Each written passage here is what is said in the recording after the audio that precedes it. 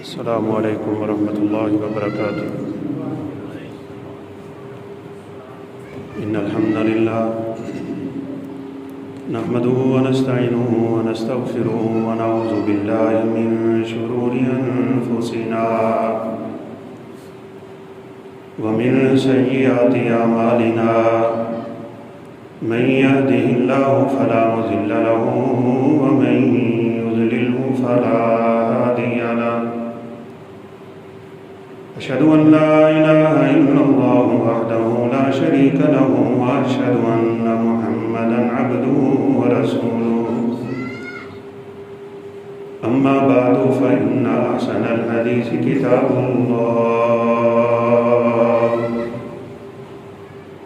وخير الهدي هدي محمد صلى الله عليه وسلم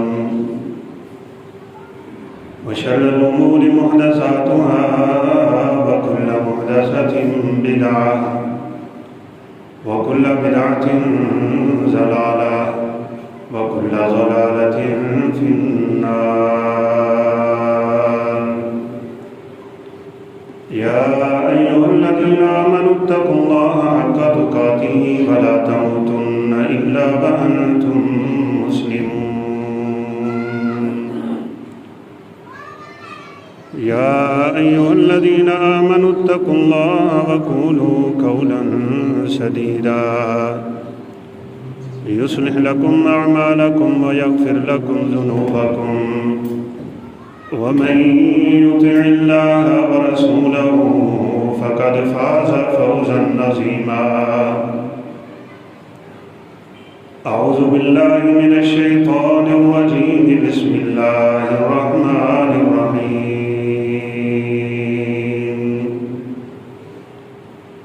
يا أيها الذين آمنوا ادخلوا في السلم كافة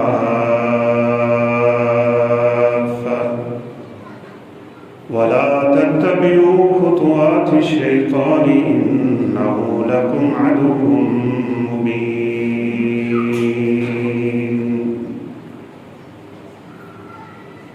وروى الترمذي عن أبي ذر وعن معاذ بن جبل رضي الله عنهما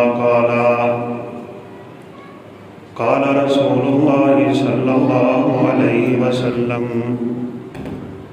اتق الله حيثما كنت وأتبع السيئة الحسنة تمحها وخالق الناس بخلق حسن۔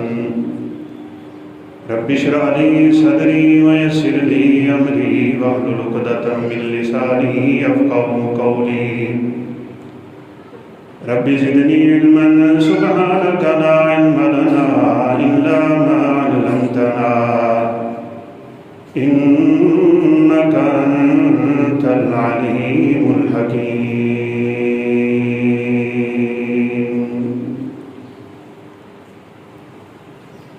ہر قسم کی حمد و ثنا، کبریائی، بڑائی، تکبیر، تعمیر، تسبیح، تعلیل، تعریف، تمجید، تحمید اللہ رب العزت کے شان شایان ہے۔ لاکھوں کروڑوں انگنت درود و سلام تاجدار انبیاء، فخر الانبیاء، خاتم الانبیاء والرسل جناب محمد رسول اللہ صلی اللہ علیہ وسلم کی ذات اقدس پہ، رسول اللہ صلی اللہ علیہ وسلم کی جو حدیث مبارکہ میں نے آپ کے سامنے پڑھی ہے، امام ترمذی رحمۃ اللہ علیہ نے حسن سند کے ساتھ اس کو روایت کیا ہے۔ اس کے راوی دو جلیل القدر صحابہ سیدنا ابو ذر غفاری رضی اللہ تعالیٰ عنہ اور سیدنا معاذ بن جبل۔ ابو ذر غفاری جن کا نام جندب بن جنادہ ہے، رسول اللہ صلی اللہ علیہ وسلم نے ان کے بارے میں ایک بات فرمائی تھی۔ فرمایا: یعیش وحدہ ویموت وحدہ ویبعث یوم القیامت وحدہ۔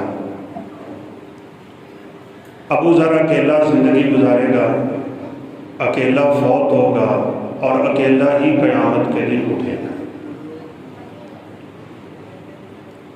بہت قدیم الاسلام سے ابھی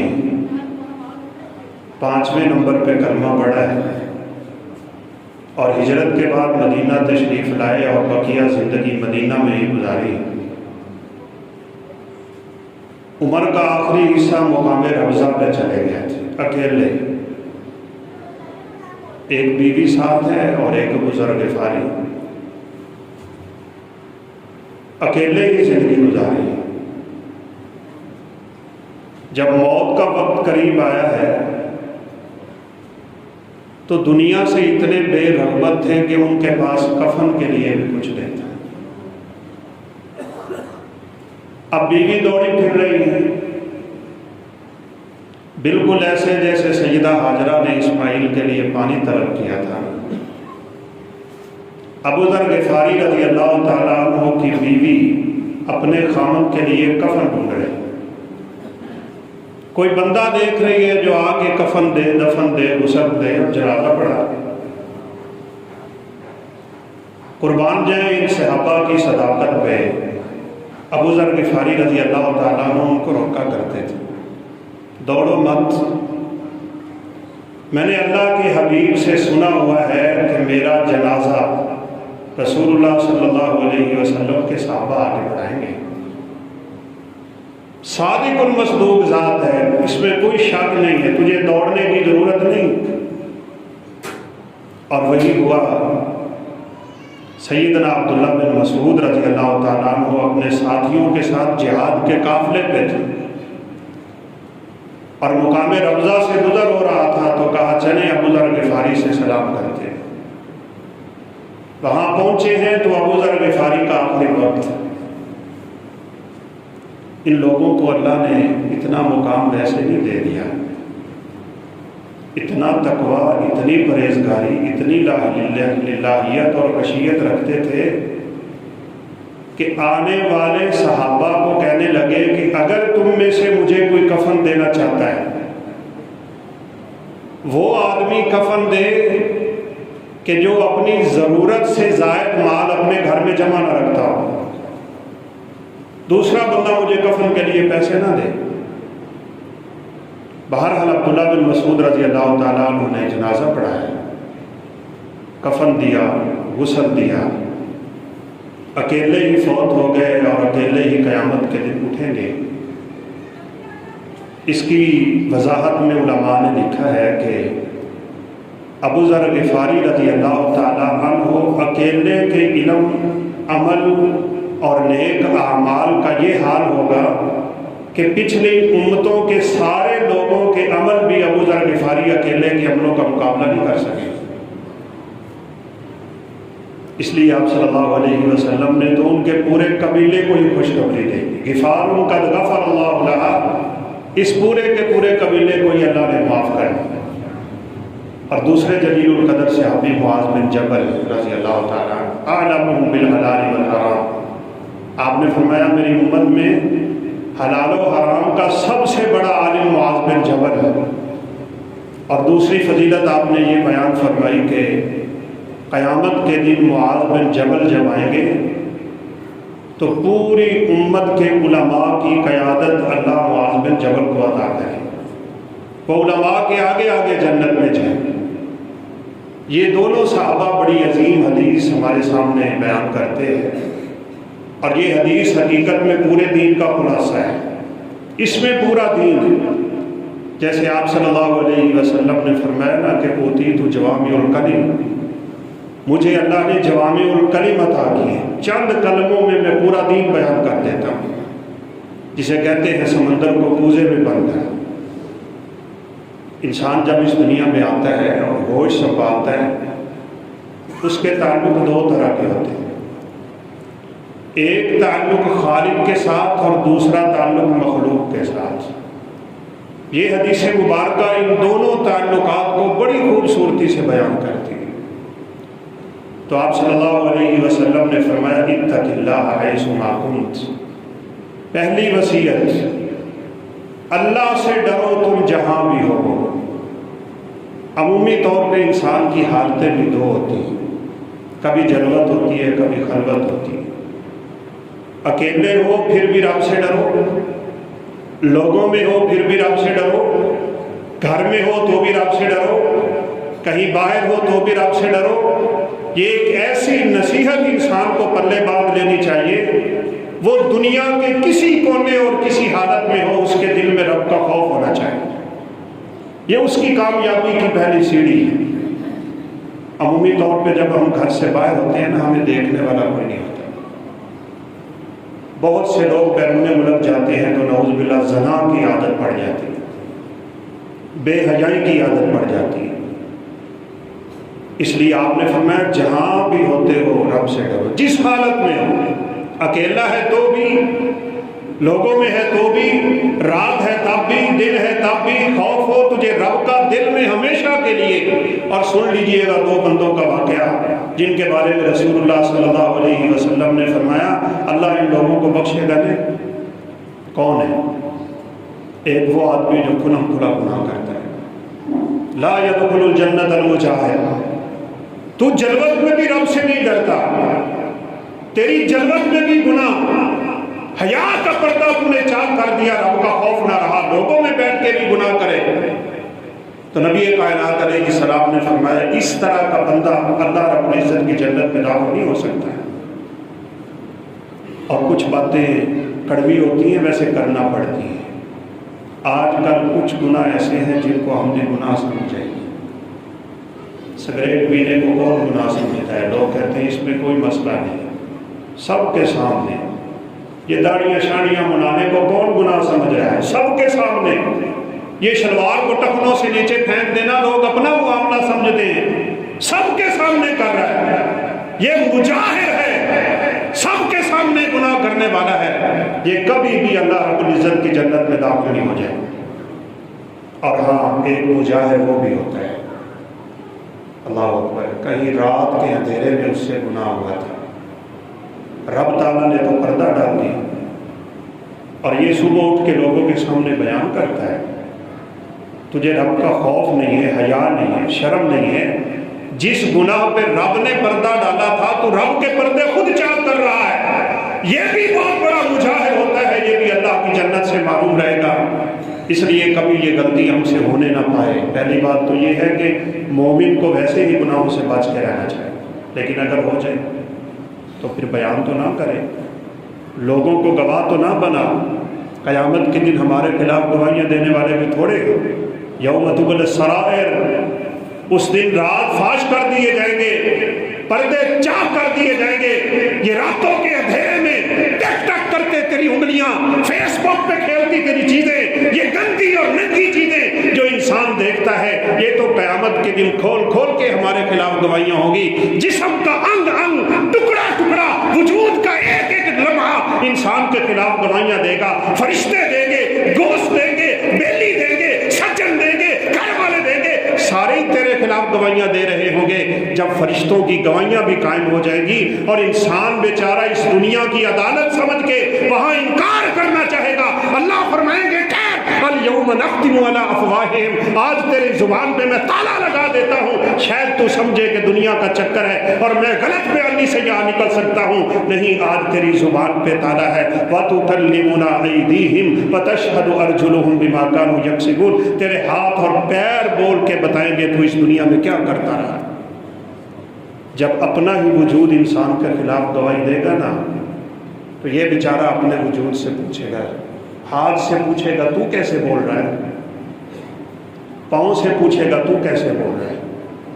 قالوا انطقنا اللہ الذی انطق کل شیء، وہ کہیں گے ہمیں اس ذات نے بولنے کی طاقت دے دی جس نے پوری کائنات کو بولنے کی طاقت دی تھی۔ اور یاد رکھیے گا قیامت کے قریب نبی کائنات علیہ السلام نے فرمایا انسان کی ران بولے گی، جنہوں سے پنجابی پٹ کہنے ہیں، دنیا میں ہی انسان کی ران بول کے بتائے گی کہ اس کے گھر میں کیا ہو رہا ہے۔ اور آپ نے فرمایا اس کے ہاتھ کی لاٹھی بول پڑے گی کہ تیرے گھر میں کیا ہو رہا ہے، وہ چیزیں بولنا شروع ہو جائیں گی۔ اور یہ اللہ مجھے اور آپ کو سمجھانا چاہتا ہے کہ قیامت کے دن یہ ساری جماعتات، یہ زمین کے ٹکڑے، وجود ہمارا چپا چپا انگ انگ بول کے گواہی دے گا ہمارے خلاف، حتیٰ کہ زمین ہمارے خلاف گواہی دے گی، زمین کے جس ٹکڑے پہ انسان نے گناہ کیا. یومئذ تحدث اخبارہا بأن ربک اوحی لہا، زمین اپنی ساری خبریں بیان کرے گی انسان اس زمین پہ کیا کچھ کرتا پھرا ہے. اس لیے بھائیوں، دوستوں، بزرگوں، ساتھیوں، بیٹوں، ماؤں، بہنوں، اتق اللہ حیث ما کنت، جہاں بھی رہو وہاں اللہ سے ڈر کے رہو. جس گناہ پہ رب نے پردہ ڈال دیا ہو نا، اس کو کبھی فاش نہ کیجیے گا. رسول اللہ صلی اللہ علیہ وسلم نے فرمایا قیامت کے دن اللہ رب العزت اعلان کریں گے، جس بندے کے گناہ پہ میں نے دنیا میں پردہ ڈالا تھا نا، اللہ رب العزت فرمائیں گے سترتھا فی الدنیا غفرتھا فی الآخرہ، میں نے دنیا میں تیرے جتنے گناہوں پہ پردہ ڈالا تھا وہ سارے کے سارے معاف کر دیا. ہم کیوں گواہ بناتے ہیں لوگوں کو؟ ہم کیوں گناہ بیان کرتے ہیں؟ نہیں، اس پہ پردہ رکھیے، مجاہر نہ بنیے، اظہار نہ کیجیے اور کسی کو اپنے خلاف گواہ نہ بنا دیجیے. اتق اللہ حیث ما کنت، ہر وقت اور ہر لمحہ انسان کو اپنے رب سے ڈرنا ہے. ایک اور بہت بڑا بھیانک کام ہو جاتا ہے، اور وہ یہ کہ بعض لوگ لوگوں کے سامنے گناہ نہیں کرتے لیکن اکیلے باز نہیں آتے. اللہ ہمیں اس بیماری سے محفوظ فرمائے.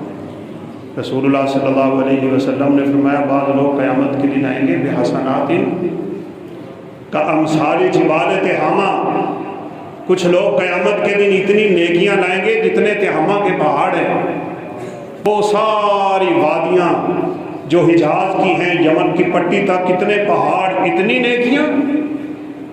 لیکن فرمایا فجعل اللہ ہباء منصورا، اللہ یہ ساری کی ساری نیکیاں قیامت کے دن ہوا میں اڑا دے، کوئی نیکی کام نہ آئے.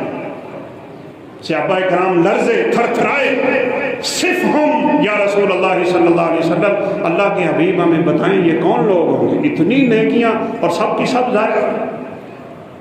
مسند احمد کی روایت ہے، آپ صلی اللہ علیہ وسلم نے فرمایا ہم من جلدتکم ومن اخوانکم یصلون کما تصلون ویأخذون من اللیل کما تأخذون، تمہارے بھائی، تمہارے دوست، تمہارے کنبے قبیلے کے، تمہارے خاندان کے، تم جیسی عبادتیں کرنے والے، نمازیں پڑھنے والے، روزے رکھنے والے، زکاتیں دینے والے، حجیں کرنے والے، بلکہ فرمایا یصلون من اللیل کما تصلون، رات کو اٹھ اٹھ کے تہجدیں پڑھتے تھے، لیکن ان میں ایک بیماری آ گئی تھی، ولیکن اذا خلوا انتہکوا بمحارم اللہ، یہ جب اکیلے ہوتے تھے تو اللہ رب العزت کی نافرمانی سے باز نہیں آتے تھے.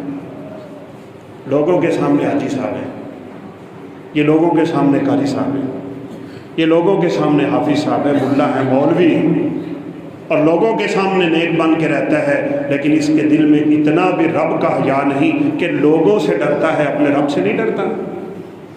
ایسے لوگوں کے اعمال اللہ قیامت کے دن ہواؤں میں اڑا دے گا، کوئی چیز کام نہیں آئے گی.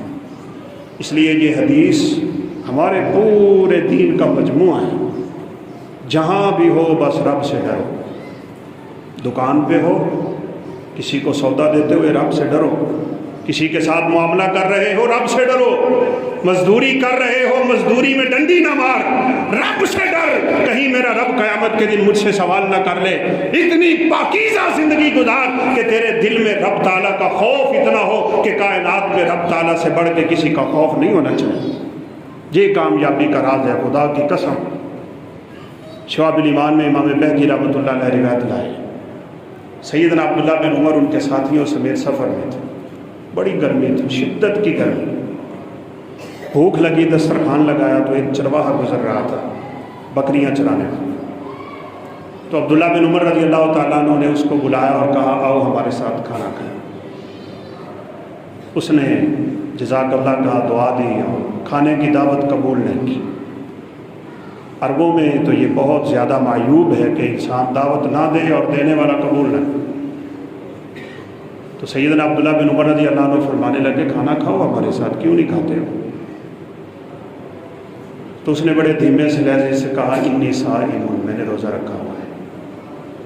گرمی کا موسم، شدت اور حدت، عرب کا صحرا، تڑپتا ہوا موسم، گرم ریت اور بکریوں کا چرواہا اور پھر روزہ رکھ کے رب کو یاد کرنے والا، یہ کس قدر متقی ہوگا۔ رسول اللہ صلی اللہ علیہ وسلم نے فرمایا جس بندے نے ایک دن کا روزہ رکھا رب کو راضی کرنے کے لیے، من صام یوما فی سبیل اللہ ابتغاء وجہ اللہ بعدہ اللہ من جہنم مسیرۃ 70 عاما، اس ایک روزے کی وجہ سے اللہ اپنے اس بندے کو جہنم سے 70 سال دور کر دیتا ہے۔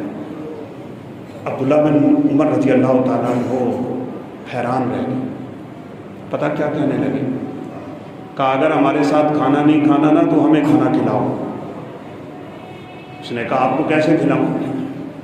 کہا ایک بکری پکڑ کے میں ذبح کر لیتا ہوں، پھر ہم تیرے ساتھ کھانا کھائیں گے، ہم تیرا کھانا کھا لیں گے۔ اس کو نہیں پتا یہ بندہ کون ہے، وہ کہنے لگا یہ بکریاں میری نہیں ہیں۔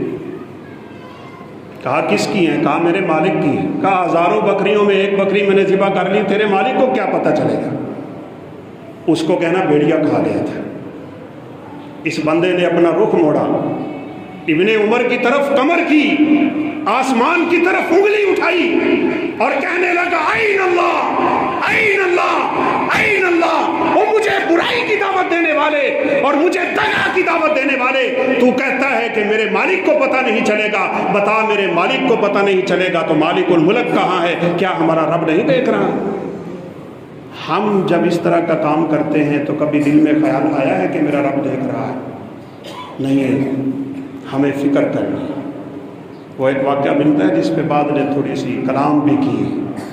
وہ پانی کے بہاؤ میں ایک پھل آ رہا تھا تو ایک اللہ کے بندے نے اٹھا کے کھایا اور کھانے کے بعد دل میں خدشہ پیدا ہو، نہ جانے کہاں سے آ رہا تھا۔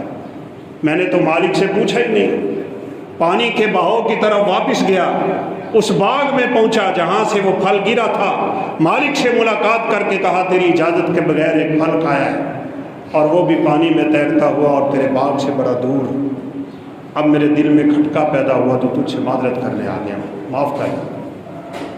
اس نے بھی موقع غنیمت جانا، کہا نہیں میں معاف نہیں کر سکتا، ایک شرط ہے میرے معاف کرنے کی، 7 سال تک تجھے میرے اس باغ کی رکھوالی کرنا پڑے گی۔ تو کہا ہاں اگر تو اس میری غلطی کو 7 سال کی محنت کے بدلے معاف کرتے تو میں تو اس کام پہ تیار ہوں۔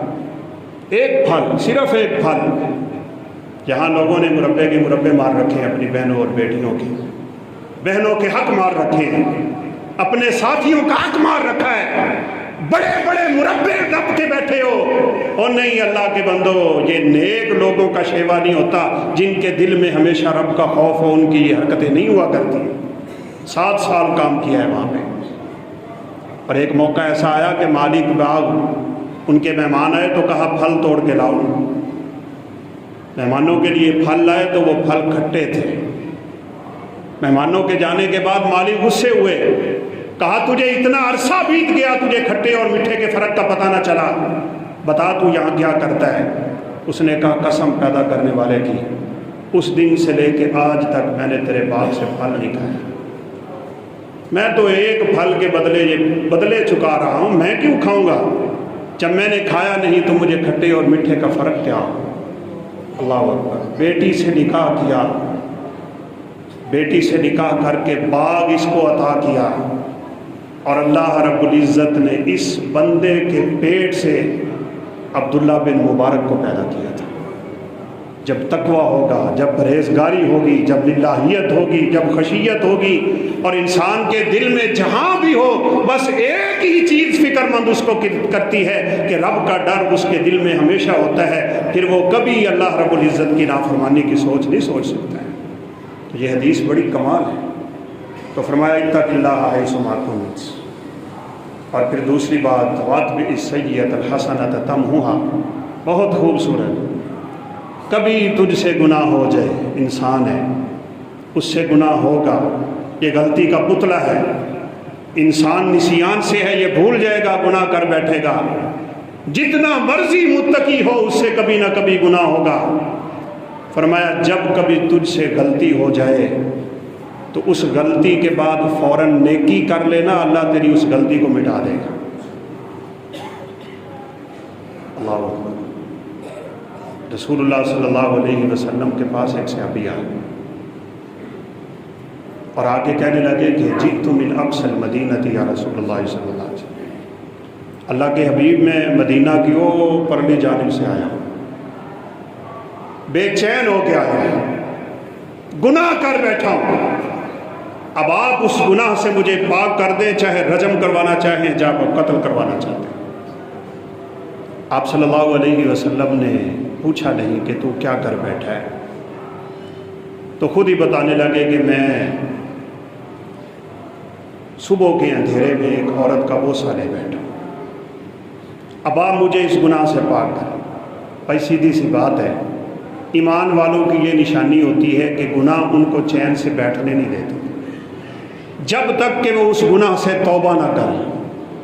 اگر زندگی گناہوں کی لتھڑی ہوئی ہے اور یہ مزے کی زندگی گزار رہا ہے تو یہ سمجھ لے اس کو عربی میں استدراج کہتے ہیں کہ اللہ رب العزت نے تیری رسی ڈھیلی کی ہوئی، کر تو جو کرتا ہے کر۔ اللہ رسی ڈھیلی کر کے تجھے اور گناہوں میں گزار دے گا، اور پھر قیامت کے دن ایسا پکڑے گا کہ جس جیسا پکڑنا آپ نے کسی کو نہ پکڑا ہو۔ چین نہیں آتا۔ وہاں مدینہ یونیورسٹی میں ہمارے ایک استاد جی بتاتے تھے کہ رسول اللہ صلی اللہ علیہ وسلم کے زمانے میں جس کو بھی حد لگی ہے نا زنا کی یا گناہ کی، اس نے خود آ کے اعتراف کیا ہے۔ یہ ان کے کمال ایمان کی نشانی ہے، کمال تقوی اور پرہیزگاری ہے۔ کون سب کے سامنے کھڑا ہو کے کہہ سکتا ہے کہ میں نے زنا کیا ہے؟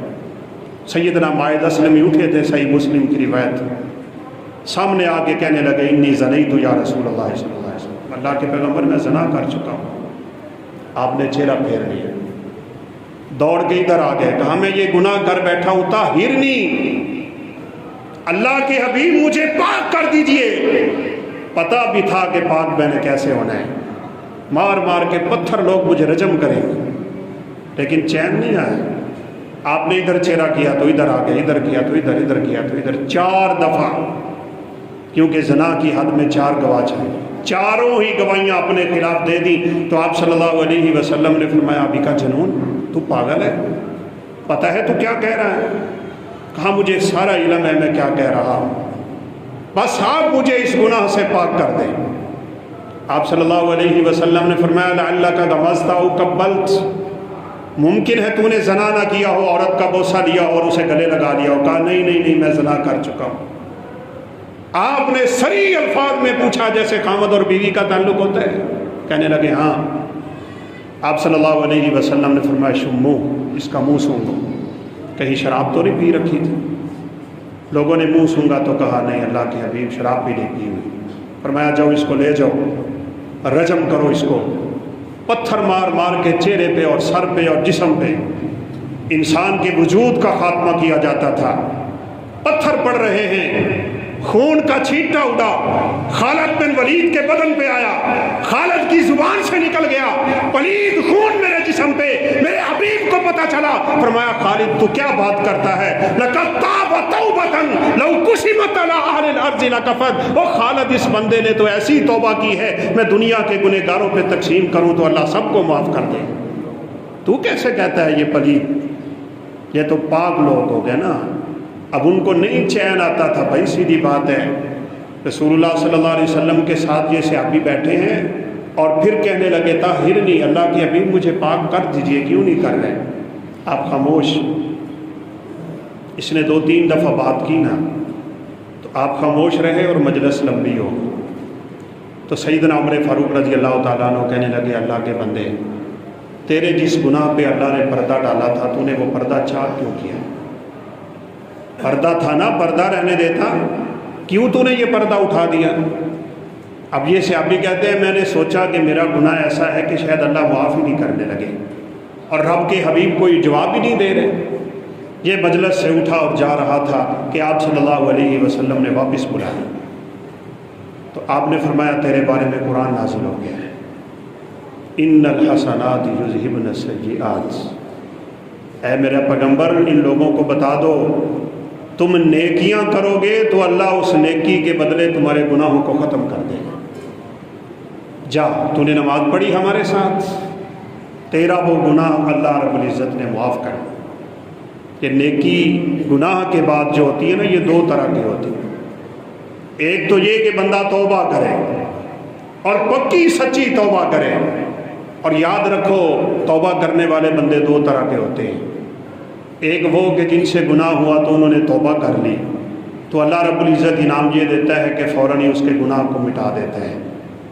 دوسرے وہ لوگ ہوتے ہیں جو ہمیشہ توبہ کرتے ہیں, آئے روز ہاتھ اٹھاتے ہیں, وہ اللہ رب العزت کے سامنے گریہ زاری کرتے ہیں, وہ رات کے پچھلے پیر اٹھتے ہیں جب دنیا سوئی ہوتی ہے, رب کے سامنے دامن پھیلاتے ہیں, جھولی پھیلاتے ہیں, ہاتھ اٹھاتے ہیں, آنسو بہاتے ہیں, روتے اور گڑ گڑاتے ہیں رب کے سامنے. رب کعبہ کی قسم ہے ان کی آنکھ سے نکلا ہوا آنسو ان کے رخسار پہ بعد میں پہنچتا ہے. اللہ پوری زندگی کے گناہ پہلے معاف کر دیا کرتے ہیں. قطرتان یحبہم اللہ, دو قطروں کو اللہ بڑا پسند کرتا ہے. ایک شہید کے جسم سے بہنے والا قطرہ اور دوسرا خوف خدا سے انسان کی آنکھ سے نکلنے والا قطرہ. امام اوزاعی رحمۃ اللہ علیہ بہت بڑا نام ہے, بہت بڑے محدث. ان کے گھر ایک عورت آئی نا تو ان کی بیوی سے کہنے لگی کہ اوزاعی تو بہت بڑا محدث ہے اور اس کے شاگردوں کی دنیا میں ایک تعداد ہے, اوزاعی کو اتنا پتہ نہیں کہ اس مصلے پہ نماز پڑھ گیا جس مصلے پہ بچے نے پیشاب کیا ہوا. پیشاب والے مصلے پہ اوزاعی کی نماز اور یہ اتنا بڑا محدث. تو بیوی کہنے لگی اللہ کی بندی یہ بچے کا پیشاب نہیں, یہ امام اوزاعی کی تہجد کی نماز میں رونے کے آنسو ہیں جن کو تو بچے کا پیشاب سمجھ بیٹھی ہے. بھائیو کبھی رو رب کے سامنے, دل سخت ہو گیا نا, رب کے سامنے رونا نہیں آتا تو پھر اس کا علاج کرے.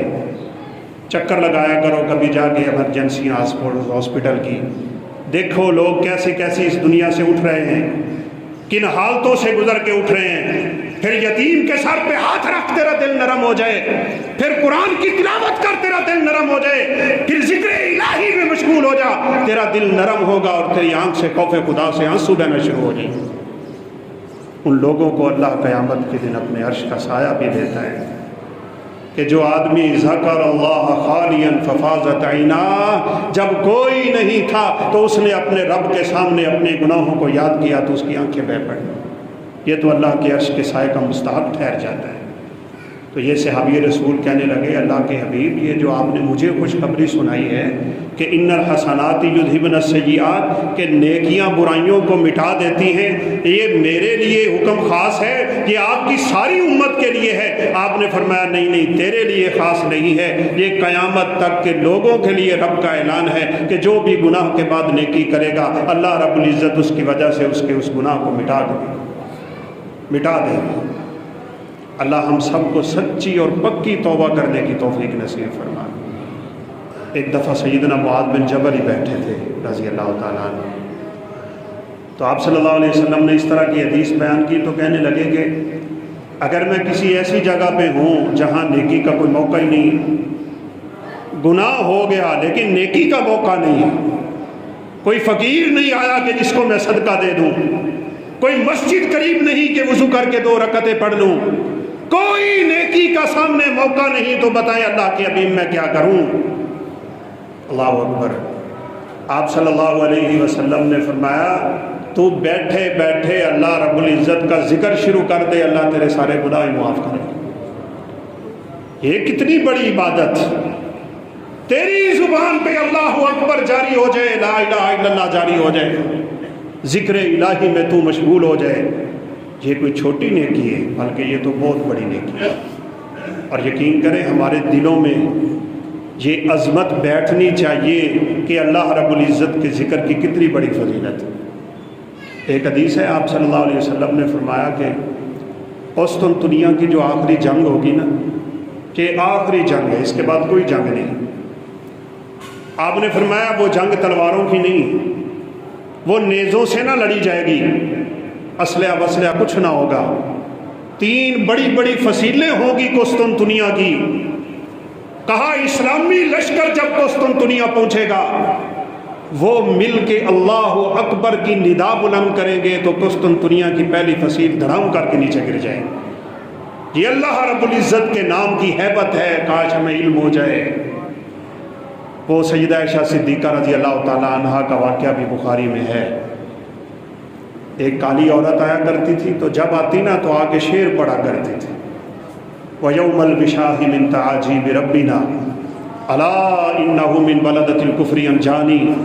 وہ ہار والا دن بڑا عجیب دن تھا کہ جس دن اللہ نے مجھے کفر سے بچا لیا۔ 2-3 دفعہ جب یوں شعر پڑھا نا تو اماں جی نے پوچھ ہی لیا، کہا اللہ کی بندی یہ تو کیا پڑھتی ہے، کس لیے پڑھتی ہے؟ کہا ماں جی میں کافرہ عورت تھی، ایک گھر میں نوکرانی تھی، میں لونڈی تھی، میں خادمہ تھی، مجھے کوئی پتہ نہیں تھا اسلام کیا ہوتا ہے۔ میں اس گھر کی خادمہ ان کے بچی کو لے کے میں باہر گئی، اس نے ہار پہنا ہوا تھا جس ہار کے اوپر موتی تھے لال رنگ کے، آسمان سے چیل آئی، مجھے بھی پتہ نہیں چلا، اسے بھی پتہ نہیں چلا، اس کا ہار پڑا تھا وہ اٹھا کے لے۔ اب جب گھر والوں نے تلاشی دی تو ہار نہیں نکلا، تو مجھے کہنے لگے کہ تو نے یہ کام کیا، اتہمونی، مجھ پہ ہی تہمت لگا دی۔ میں نے کہا میں تمہارے درمیان ایک عمر گزار چکی ہوں، میں نے آج تک چوری نہیں کی، مجھ پہ ہی الزام، کہا ہاں یہ ہار تو نے چوری کیا ہے۔ حدیث کے الفاظ ہیں کہ تلاشی لیتے لیتے جب ان کو کامیابی نہیں ہوئی نا تو انہوں نے کہا ہم تیرے کپڑے اتار دیں گے، حتی فتشوا قبولها، کہنے لگے ہم تیری شرمگاہ کی بھی تلاشی لیں گے۔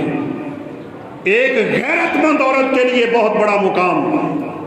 کہا میرے کپڑوں کو ہاتھ ڈالا، مجھے غیرت یاد آئی، کچھ پتہ نہیں چلا میں کیا کروں، میری زبان سے بے ساختہ نکل گیا یا اللہ تم لفظ اللہ کی ہیبت کو کیا جانو، اس ذکر کی فضیلت کو کیا جانو، اس نام کی عظمت کو کیا جانو۔ کافرہ ہے، مشرکہ ہے، جانتی نہیں مانتی نہیں کہ وہ اللہ کون ہے، لیکن وہ کہتی ہے میری زبان سے بے ساختہ نکلا یا اللہ اب تو اس مصیبت سے مجھے بچانے والا ہے۔ تو کہا میں نے کیا دیکھا، وہ چیل واپس آئی اور وہاں کھڑے کھڑے اس نے ہار واپس ہمارے درمیان پھینک دیا۔ میں نے کہا یہ تمہارا ہار رہا جس کے بدلے میں تم یہاں تک اترے ہو؟ کہا پھر میں ان کے گھر سے نکل گئی، پھر میں تلاش میں نکلی کہ یہ اللہ والے کون ہیں کہ جس کے نام پہ اللہ نے مجھے مصیبت سے نجات دی۔ کہا ایک قافلہ گزر رہا تھا، اس قافلے کے ہر بندے کی زبان پہ اللہ ہے، کوئی سبحان اللہ پڑھتا ہے، کوئی الحمدللہ پڑھتا ہے، کوئی اللہ اکبر کہتا ہے، کوئی لا الہ الا اللہ پڑھتا ہے۔ میں اس قافلے کے ساتھ ملی، سرور کائنات کی خدمت میں حاضر ہوئی، میں نے کلمہ پڑھا، میں مسلمان ہوئی، پھر میں مسجد کی خادمہ بنی، پہلے کسی کے گھر کی صفائی کرتی تھی، اللہ نے اس نام کی برکت سے مجھے مسجد نبوی کا خادمہ بنا دیا، وہاں صفائی کرتی۔ اس کا خیمہ اللہ کے حبیب نے مسجد کے آخر میں لگا دیا تھا۔ ایک رات کو فوت ہوئی ہے، حدیث کے الفاظ ہیں کانہم صغروا امرہا، صحابہ نے سوچا یہ عام عورت سی، اللہ کے پیغمبر کو ہم نے کیا اٹھانا، جلدی سے اس کا جنازہ پڑھایا اور اسے دفن کر۔ جب صبح اللہ کے حبیب صلی اللہ علیہ وسلم کو نظر نہیں آئی نا تو آپ نے پوچھا کہ کدھر ہے وہ عورت صفائی کرنے والی؟ لوگوں نے کہا ماتت، فوت ہو گئی۔ آپ نے فرمایا فلا اذنتمونی، تم نے مجھے کیوں نہیں بتایا کہ وہ فوت ہو گئی؟ اتنا ہلکا جانا تم نے اس کے کام کو، اتنا ہلکا جانا تم نے اس کی ذات کو۔ او بھائیو میری بات یاد کر لیجئے، آج مولوی کو، آج ملا کو، آج حافظ کو، آج قاری کو، آج عالم دین کو لوگ تو وقت نہیں دیتے، لیکن رب کعبہ کی قسم ہے آسمانوں پہ ان سے زیادہ عظمت والا کوئی انسان نہیں ہوتا۔ آپ نے فرمایا چلو دلونی علی قبرہا، مجھے بتاؤ اس کی قبر کدھر ہے۔ آپ صحابہ کو لے کے اس کی قبر پہ گئے، صفحے بنائی، دوبارہ جنازہ پڑھایا، اور جنازہ پڑھا کے آپ نے فرمایا ان اللہ ینورھا لہم بصلاۃ علیہم، دیکھو اللہ رب العزت نے ہمارے اس عمل کی وجہ سے اس کی قبر کو نور سے بھر دیا، اللہ کے نام۔ اس لیے جب کبھی انسان کے پاس کوئی موقع نہیں، گناہ ہو گیا، ذکر میں مشغول ہو جائے، افضل الذکر لا الہ الا اللہ۔ تو یہ دوسرا بڑا پیغام اس حدیث کا کہ جب کبھی انسان سے گناہ ہو تو فوراً نیکی کرے، وضو کرو، مسجد میں آؤ، 2 رکعتیں پڑھو، بڑی برکت ہے خدا کی قسم۔ سیدنا بلال رضی اللہ تعالیٰ عنہ کی حدیث بڑی مشہور ہے، جو آپ نے ان سے پوچھا تھا بلال تیرے جنت میں جاتا ہوں تو تیرے قدموں کی آواز کیوں آتی ہے؟ کہا میں وضو کرتا ہوں تو 2 رکعتیں پڑھتا ہوں، بہت بڑا عمل۔ اور تیسری چیز جو اس حدیث میں ہے، آپ صلی اللہ علیہ وسلم نے فرمایا وَخَالِقِ النَّاسَ بِخُلُقٍ حَسَنٍ۔ یہ دو پہلو اللہ رب العزت کے حق کے ساتھ تھے۔ یہ تیرا تعلق تیرے رب سے تھا، اب تیرا رب کے بندوں سے کیسا تعلق ہے؟ بعض لوگ بڑے نیک ہوتے ہیں، بڑے متقی ہوتے ہیں، بڑے پرہیزگار ہوتے ہیں، بڑے حجی نمازی ہوتے ہیں، بڑے صدقہ و خیرات کرنے والے ہوتے ہیں، شیطان ان سے مایوس ہو چکا ہوتا ہے۔ لیکن ایک بات یاد رکھیے گا، شیطان پھر پینترا بدلتا ہے، پھر اپنا وار بدلتا ہے، پھر وہ کیا کرتا ہے، ان لوگوں کے دلوں میں نیکی کا تکبر پیدا کر دیتا ہے اور یہ لوگوں کو حقیر سمجھنا شروع ہو جاتے ہیں۔ باتیں کرتے ہیں لوگوں کو، کسی کو دیکھا گناہ کر رہا ہے تو یہ سمجھتا ہے کہ بس میں اکیلا دنیا میں جنتی ہوں، اس کو تو اللہ نے نعوذ باللہ جنت دینی ہے۔ باتیں کرتے ہیں، طرح طرح کی باتیں کرتے ہیں۔ جس بندے میں یہ بیماری ہے وہ سمجھ لے کہ اس کے دل کے کسی کونے میں اس نیکی کا تکبر بھرا ہوا ہے۔ ایسی نیکیوں کو اللہ رب العزت قیامت کے دن ضائع کر دے، کوئی کام نہ آئے۔ وہ بڑی مشہور حدیث ہے صحیح مسلم کی، ایک بھائی اتنی نیکیاں کرتا تھا کہ حدیث کے الفاظ ہیں اس نے کوئی نیکی چھوڑی ہی نہیں، اور دوسرا وہ اتنے گناہ کرتا تھا کہ اس نے وہ گناہ کبھی چھوڑا ہی نہیں ہے، سارے ہی گناہ کر ڈالے۔ یہ نیک کیا کہنے لگا، قسم اٹھا کے کہنے لگا اللہ تجھے جنت میں جانے نہ دے گا۔ حدیث کے الفاظ ہیں اللہ نے دونوں پہ موت طاری کر، اور دونوں کو موت دے کے اللہ نے اپنے سامنے کھڑا کر۔ پھر میں تجھے کیسے جرت ہوئی کہ تو نے میرے بندے پہ یہ حکم لگایا کہ یہ جہنم میں جائے گا؟ تو کون ہوتا ہے؟ یہ جنت اور جہنم کے معاملے اللہ جانتا ہے۔ وہ چاہے تو وہ 99 قتل کرنے والے کو اور 100 قتل کرنے والے کو بخش دے، وہ چاہے تو چھوٹے چھوٹے اعمال پہ بندوں کو بخش دیتا ہے، اور پکڑنے پہ آئے تو پھر اس کی پکڑ جیسی پکڑ بھی کوئی نہیں ہوتی۔ رسول اللہ صلی اللہ علیہ وسلم کے ساتھ ایک بندہ جنگ لڑ رہا ہے، اور ایسے تابڑ توڑ حملے تھے کہ صحابہ کہتے ہیں ہم اس کی جرت کو دیکھ کے حیران ہو رہے تھے۔ تو آپ صلی اللہ علیہ وسلم نے فرمایا کسی نے جہنمی دیکھنا ہو تو اس کو دیکھ لیں۔ آپ پہ تو وہی نازل ہوتی تھی نا، آپ کو تو پتہ چل جاتا۔ صحابہ کہتے ہیں ہم حیران رہ گئے، مجاہد ہے، میدان جہاد میں ہے، جنگ کر رہا ہے، رب کے حبیب کا ساتھ ہے، صحابی بنا ہوا ہے، اور پھر بھی رب کے حبیب اس کو جہنم کی بات کر رہے ہیں۔ ایک صحابی کہتے ہیں میں اس کے پیچھے لگ گیا، آخر پھر کچھ تو ہوگا نا، سرور کائنات سے سچی بات کس کی ہو سکتی ہے؟ کہا جنگ لڑتے لڑتے اس کو وار ہوا اس پہ تو اس کا بازو کٹ گیا۔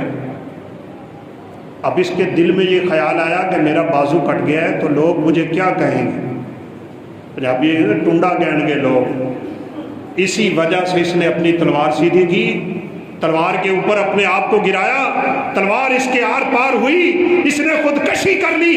اگر رب کے لیے لڑتا، رب کے لیے عبادتیں کرتا، رب کے لیے جہاد کرتا تو تیری یہ حالت نہ ہوتی، دنیا کو دکھانے کے لیے کرتا تھا۔